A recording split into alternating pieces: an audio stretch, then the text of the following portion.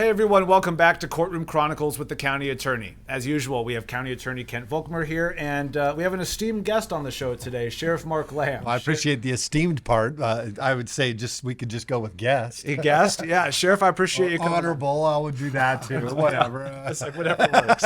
No, Sheriff, I appreciate you taking the time. What we're talking about today is something it's obviously in the news all the time. We see it here a lot. Just the rise in the number of fentanyl cases. I guess we'll start with you, Sheriff. Just contextualize what all the deputies are seeing out there and how big of a problem is this becoming? Look, fentanyl is becoming a problem across the country, and Arizona is not immune from it. Now, Arizona still has a greater problem with methamphetamine, and partly because of our proximity to the border. We certainly seize more fentanyl pills in Arizona than what they do throughout the rest of the country. To give you an idea, the DEA in Arizona, last year the DEA total seized 78 million fentanyl pills. 45 million of those were here in Arizona. So Arizona is carrying the lion's share of those fentanyl seizures, only to be surpassed by California, but that's large in part because of the ports. So when they bring in these big containers, they tend to get a spike in their numbers. But consistently trafficked fentanyl is right here in Arizona. So we become that jumping off point, and we see a lot of it right here in our own county. And Kent, we'll get more into it in a little bit, but I mean, we're also seeing a huge uptick in the number of cases we're prosecuting. Yeah, so I mean, look, these are the numbers. In 2019, we prosecuted 9 fentanyl cases. In 2020, that number jumped to 52. In 2021, it tripled to 150. In 2022, it doubled from there to 300. And then in 2023, it almost doubled again. So we went from 9 in 2019 to 582 cases in 2023. Wow. And, you know, that correlates with what we've seen at the sheriff's office. Just our sheriff's office, Pinal County Sheriff's Office, which we comprise of about half of the law enforcement in the county.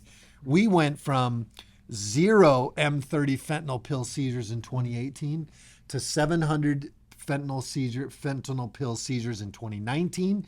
We went to over 200,000 in 2020. We went to 1.2 million in 2021 and 1.4 million in 2022.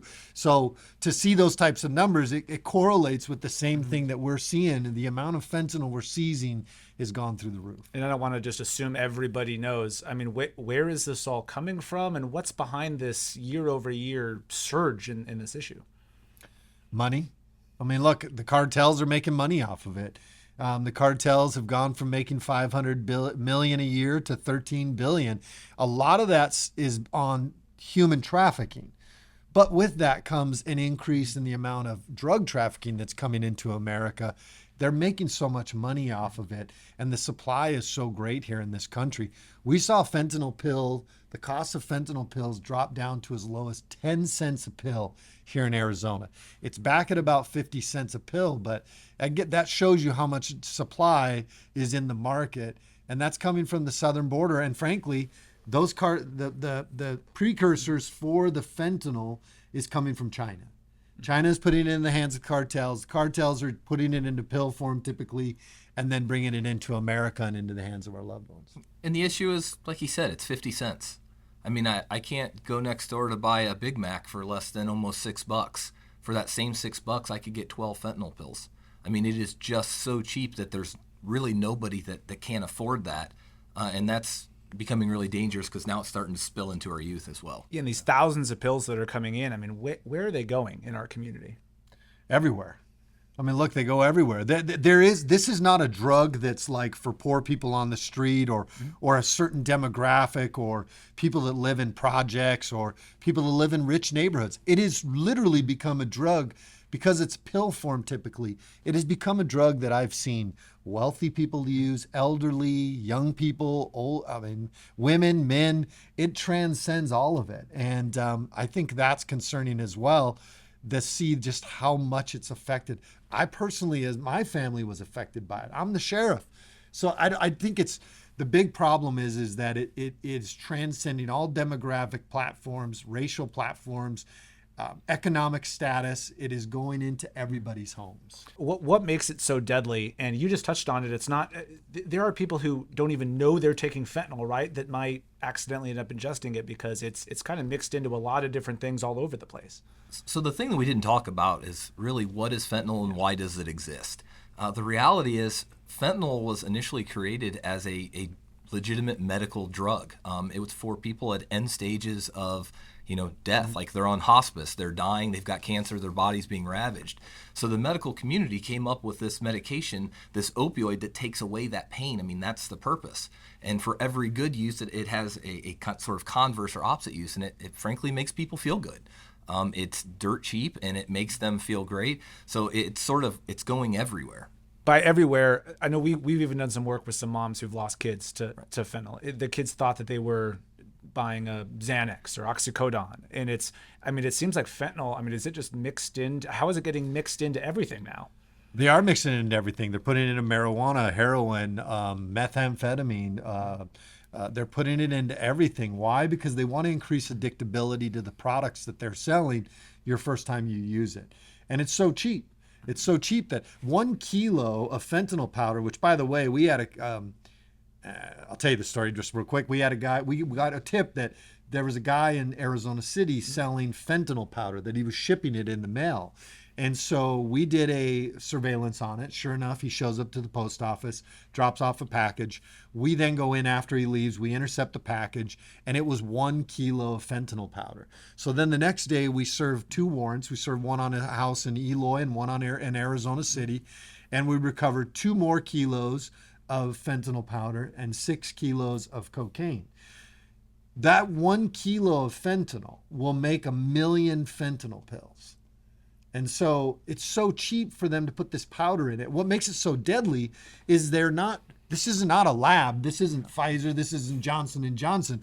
These are makeshift labs in the middle of nowhere in Mexico predominantly, where they're mixing things in and using the same vats.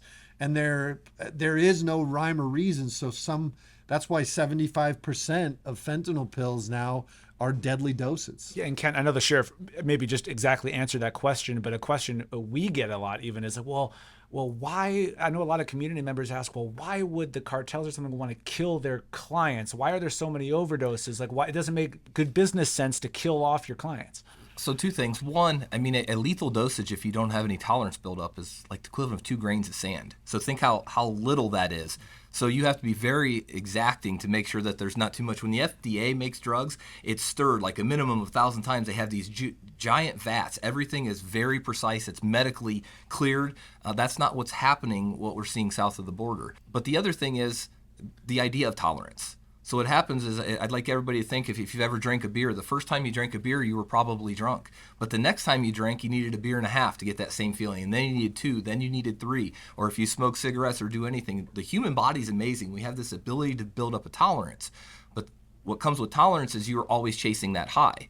So what happens is the cartel is trying to meet the demands of their clients, and their clients want to get high, so they have to add more and more and more. So you combine this sort of inexact, unregulated science with this human desire to chase that ultimate high, and it's a deadly combination. Yeah, and 2 points to parlay off of what Ken said, because Ken's exactly right.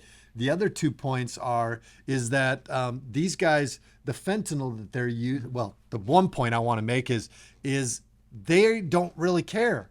The cartels don't care about people. You're assuming that there's a set of regulations and restrictions that exist for illegal drugs. They don't. That's one of the points. The second point is there are still more drug users every day than what die.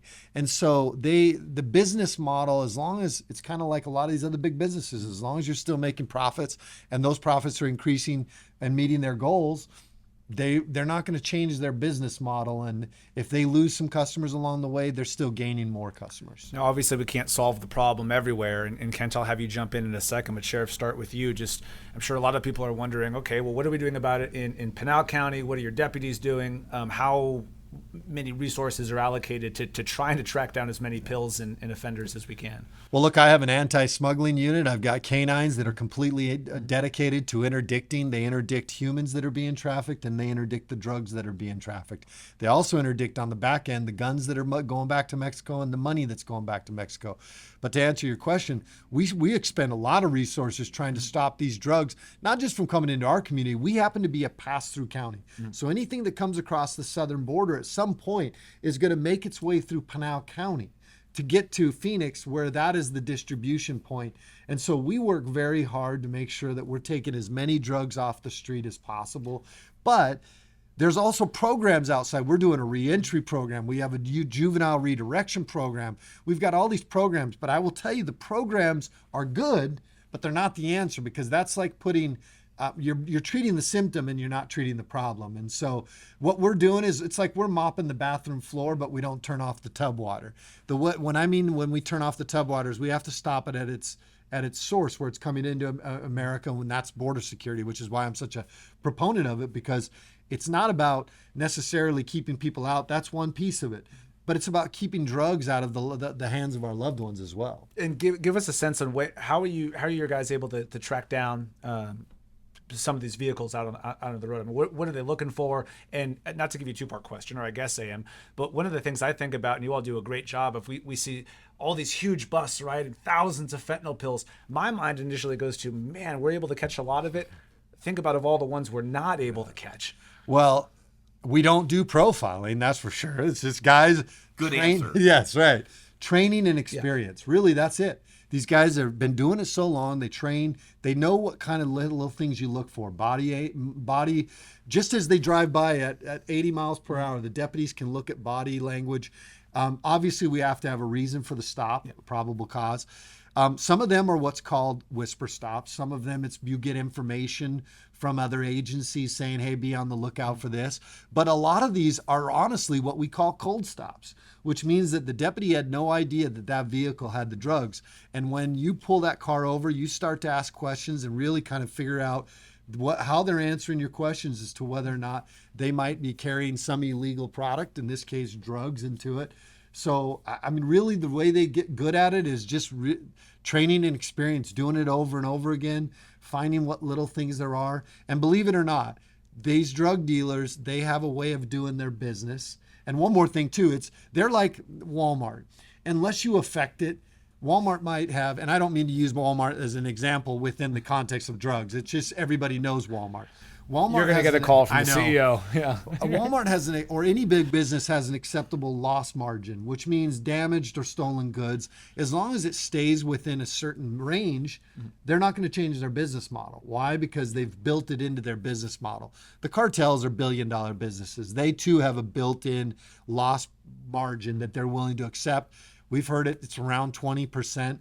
So the fact that they're not changing the way that they're doing things tells you that we're probably not even hitting their 10 to 20% at best is what we're hitting them. And Kent, when we go to prosecute these cases, who are we prosecuting? I mean, is it, that's a big picture question, but I mean, is it the people who ultimately end up with it? Is it people in the middle, or how high up are we able to get? So generally, we're not getting the people at the top. We just really aren't there. Unfortunately, what we see a lot of times is there are people that are just willfully ignorant, that are driving, that know they're doing something they're not supposed to, but they sort of use the ostrich defense. They bury their head in the sand. They don't ask any questions. They'll go pick a vehicle up. They'll drive a vehicle from point A to point B. And oftentimes we believe that they really don't know what's in there. Sometimes it'll be a mother who's been offered money, like, hey, take this vehicle, here's $1,000 in cash, you've got kids, drive up to Mills Mall in Tempe, drop the vehicle off, go shopping, come back out, and then you can return, you have $1,000 worth of stuff. No questions asked, yeah. Right, it's one of those where they're going after those type of people, or a lot of times it's young kids. Very rarely are the people that we really want to target caught red-handed. Again, they're a sophisticated business model, which is, again, why just incarcerating our way isn't the answer. You'd asked the question earlier, how are we addressing it? Look, these guys are busting their humps day in, day out, doing everything they can to pull these drugs off the road. But there's also a second component, and that is demand reduction. You can't have one with the other without the other. In our society, we love to say, "Oh, there's a single solution," or we want to swing to these extreme, reaches, as opposed to taking a common sense approach. So what we try and do is really work on demand reduction. So those people that have addiction issues, throwing them in our prison probably not going to really help us out. It's a consequence, but ultimately, addicts don't make good decisions. People that are fiending for these drugs don't make ration good decisions. In fact, when they sober up, they look back and oftentimes say, what an idiot that I was. So we really look at these demand. He alluded to it when we talked about the reentry program. We talk about our probation programs, which are phenomenal. We have community service providers where we're trying to deal with the underlying addiction. We have to hit it from both sides if we really want to get to the root and address the underlying problem. And you brought up, maybe we're not always able to get to the very top of the food chain. That's because, these people are in Mexico or some other country, Can right? I tell you one of the big problems is because they're using social media platforms to recruit Americans. I testified in Congress and I kept hearing this. I kept hearing politicians saying, well, these are Americans. And I said, look, you say that as if this makes it okay. No, it's not okay. It should actually be more concerning that we now have transnational criminal organizations, cartels, that are paying and engaging American citizens, and sometimes as young as 12 years old, to traffic, to drive either people or drugs into our communities. And so when Ken talks about us, our inability to work these cases up is large in part because of the amount of money they have, the ability for them to contract and engage American citizens who really don't have a place in that organization. They just happen to be the driver. They're getting paid a certain amount. It's given them the ability to do that. And that makes our investigations hard because we hit a certain point and it's really, we can't go past that, and it's very tough to take the big players down. Well, and look, I did a lot of stupid things when I was, under 18 that we won't talk about on the podcast. But I mean, look, you talk about you open the door. This is I like know. court. Once you open the door, right? But you talk about young kids who, hey, on social media they're offered a few $1,000s to go drive a vehicle or whatever it might be, something that seems maybe a little risky but a little innocuous because they don't know any better. I mean, I'm sure it's really tempting to a lot of our youth to say, hey, I could use a few $1,000s. It's not just tempting to our youth. We had a lady that we caught was from Chandler, had a $55,000 car, brand new car, nice, normal looking lady that just could be your neighbor. We've also had them fly in from other states.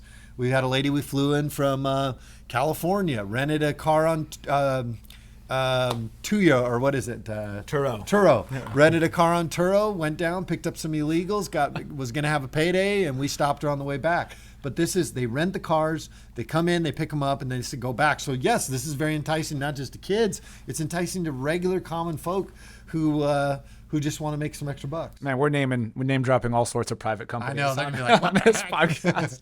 But we talked about the importance of demand reduction and kind of what the county is doing, and doing a great job at trying to provide a lot of resources. But on that supply side, and look, there's no way to ask this question without it becoming inherently a political question. But I mean, how do you address the supply side? How do you get that portion of it? I guess you're never going to completely solve the issue, but how do you fix it to a certain extent? No, but methamphetamine per ounce was much more expensive than it is now. I mean, that goes to a supply and demand issue. It's business 101. Anytime the cost of goods goes down, it means there's a lot of supply in the market. And we have to reduce the supply, increase the cost, which will inevitably reduce some of the demand. Because then, especially with kids, we've made it so attainable for kids with it being so cheap.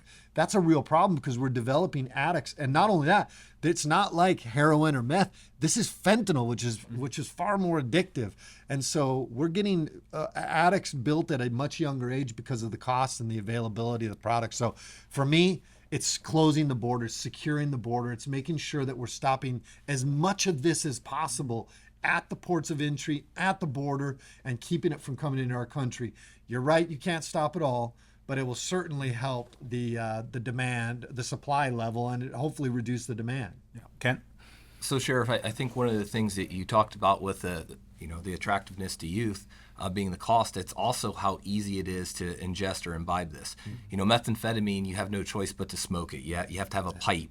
So you have to have this paraphernalia that your parents can very easily find or your neighbors could find. And it's stigmatic, too. Oh, absolutely. Think about, injecting. If you're taking black tar heroin, you're injecting it. There's needles. You need all these things. Fentanyl pills, the tiny little M30s, I mean, they look like breath mints. You could have them in an Altoids container. In fact, they're smaller than Altoids. They're just so small, the stigma doesn't exist. You could pop one in your mouth, nobody would know the difference. I mean, they're smaller than a Tylenol or an ibuprofen. So what happens is we've made it cheap, we've made it easily attainable, there's not much stigma associated with it, and quite frankly, you can get them, you alluded to it earlier, off social media. I mean, you can go to Instagram or any of these, you can have it hand-delivered for dirt cheap to your house, and really, you could take it while you're at school. You could take it at any given time while you're working and help you zone through stuff, just zone out. So it is a perfect storm that we're combating right now. And I know both of you are doing everything you can to try to address this, but what is the message to parents who are wondering, well, what can I do? Or this is never going to affect my family. Like, what is the message to families, to parents, who, those who I just alluded to, who may even think, oh, my kid, this would never affect my kids. This would never hit home for us. What's the message to them? Look, I went through it on a personal level. One of my sons got into drugs, and ultimately, we found out fentanyl was involved. And look, we tried to do everything. You try to get on his phone. You try to do everything you can, and you try to teach him right things. But ultimately, I remember years later when he got clean, my wife asked him, what could we have done different? And honestly, he said nothing. There wasn't anything you could have done more. I was going to do what I was going to do. What we created was a loving atmosphere for him to come home to. Now, I'm not saying raise the white flag. I think you should still check your children's phones. Be very aware of who your children's friends were. That was the biggest sign to us that our son was on the wrong path, his friends. And, we tried to do what we could. Be involved in your kids' lives, too. That's not the end-all, be-all. But these are all little things that will help that relationship and hopefully reduce any desire for drugs. But I mean, look, you could do everything right. And frankly, everybody lives their own life, and our children, unfortunately, are their own people. And some of them go down their own path. Sure. The old saying, an ounce of prevention is worth a pound of cure. I really think that's what we need to focus on.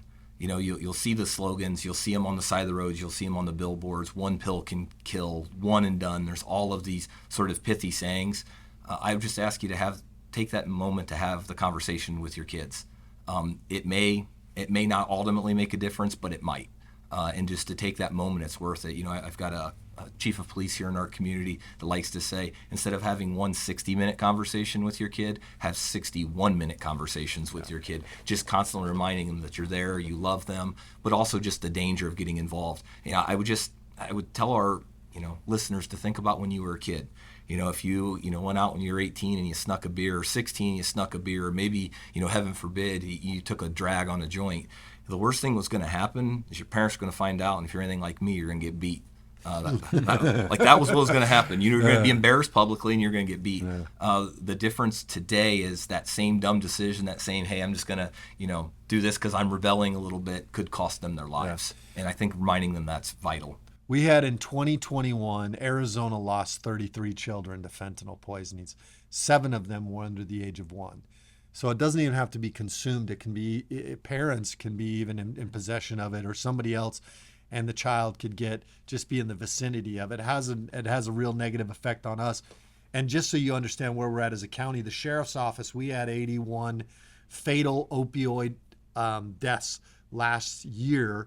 We're still waiting for the final number of how many of those were fentanyl poisonings, but it typically comes in about 75%. So we expect that number to land somewhere between 60 and 65 of those opioid deaths. And we issued 300 Narcan issues last year as well. So almost daily we're issuing Narcan to save somebody else's life. So yeah, your deputies, I mean, that fatal number could have been a lot higher if not for the work of your men and women. Right. And one thing that's concerning too, as parents, you should be on the teach your children. There's a new drug that's coming out. We're not sure how much it's going to take off, but it's currently making its way as xylazine, which is a non-opioid synthetic opioid. There is zero human use. Like Kent talked earlier about the human use for fentanyl. There is no human use for xylazine. It's a horse tranquilizer. The problem with xylazine is it is more powerful than fentanyl, but it is impervious to Narcan and naloxone, which are both counter agents to the what happens in a fentanyl poisoning. So you could give somebody this, it would counteract the fentanyl on board, but it wouldn't counteract the xylazine, and you could still end up losing somebody. So just there's more and more stuff coming out every day. The best thing is an ounce of prevention, is really the key here. So Yeah, it's crazy. You catch up on one drug and then another drug comes down the pipeline. cartels. The only thing I would tell you is I don't know that we ever truly catch up. The sheriff alluded to it earlier. We still have more methamphetamine than we do fentanyl. So what happens is these highly potent, highly addictive drugs, once people use them, unfortunately some people, just their body chemistry, one use and they're hooked. And we don't have the tools to fix it. Law enforcement will do everything we can to keep you safe. We'll do everything we can to hold people accountable, to give people a pathway to redemption. But at the end of the day, we can't fix this problem. Only you can. Yeah, and certainly appreciate you both touching on the demand reduction and all the resources that we have in our offering to try to address the demand component to this and really help those who are struggling with addiction. Anything else I missed from either of you? No, we just appreciate you doing this. We've really tried to connect with mothers that have lost loved ones, families that have lost loved ones. I mean, I think the message that hopefully you took away from today is, look, this is a real problem. It's unfortunately readily available, and the best thing that we can do is be better as a society to reduce the demand for these drugs. And I would love nothing more than to put the cartels completely out of business from trafficking humans and drugs into this country. And while we're trying to do the best we can, it still is incumbent upon society to find our moral compass as well. So the last thing I just want to add is Arizona does have the Good Samaritan law. If you find yourself embroiled in this, you find your kids involved with this, do not be afraid to call law enforcement. We care about you first and foremost. We care about keeping you alive more than we care about prosecuting. So if you need help, please. We'll put some numbers up at the end of this. So if you're suffering from addiction, there'll be 1-800 numbers and websites and some resources. If you or your family need it, please click on the links, make the phone call.